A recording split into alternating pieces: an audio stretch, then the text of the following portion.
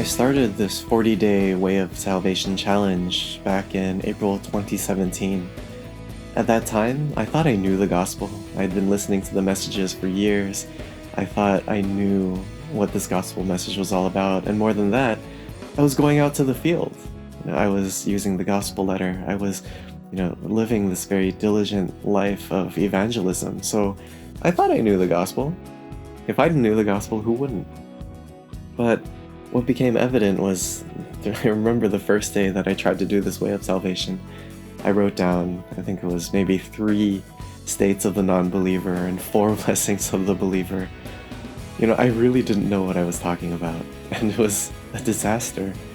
It was not just a disaster on paper, it was a disaster in how I related to the people in my field. I was always yelling at all my coworkers. At that time I was teaching in Ethiopia, and I thought that a lot of the other staff were kind of incompetent or lazy. I saw that my students were just full of deceit and lies. They were trying to cheat on their exams. And in the church, nobody had the gospel, so I thought. And secretly in my heart, I was kind of judging them. Not just in Ethiopia, but also at home. And it just came from this background of legalism. I thought, well, if I just evangelize and if I just do what I think God wants, if I do what I think God wants, it's so dangerous.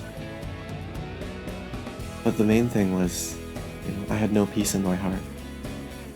And why was I fighting with all these people? Actually, fighting with the other people, it wasn't the problem. The main problem was that I didn't know who God was, that I'd been separated from God. And that's why it's so mysterious, even the word, the way of salvation, or the way to meet God. It's such a precious thing for me. When I was finally able to sit down, meditate on the way of salvation, I realized that I hadn't met God at all, that I was still working out of my own diligence. But once I was able to meet with God, everything changed. All of a sudden I had peace in my heart. All of a sudden I stopped fighting with other people. And of course it wasn't this abrupt change, but it was a really slow, turning point, because all of my problems are really these long-standing problems. But slowly I began to change. The more that I meditated on the way of salvation, these very basic verses, the more I was meditating on why is it only Christ. I was really only able to come to that conclusion of only Christ by doing this way of salvation, by focusing on these Bible verses until to the point where they became my own. I wasn't just using the stock Bible verses that you'll find on the back of your bulletin. As I was reading my Bible, I realized, oh, that's what good works means. Oh, that's what it means to be a slave to idols and a slave to evil spirits. Oh, this is why I wasn't receiving answers to my prayer. All of those Bible verses became real. And more recently, when I'm looking at the states of the non-believer, I realize that even now, I'm still living in that state. I want to believe that I am living the blessings of the believer, but why am I not able to concentrate? Why am I not able to have 24 happen in my life?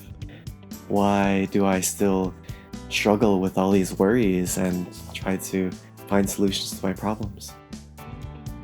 Especially when it comes to meeting God. The problems really never end, but that's why the way of salvation is so precious. It's the fundamental way of describing and organizing my faith. And because I have this faith, I know that I am on the way towards the blessings of God, towards raising the disciples of God, and really on the path towards world evangelization.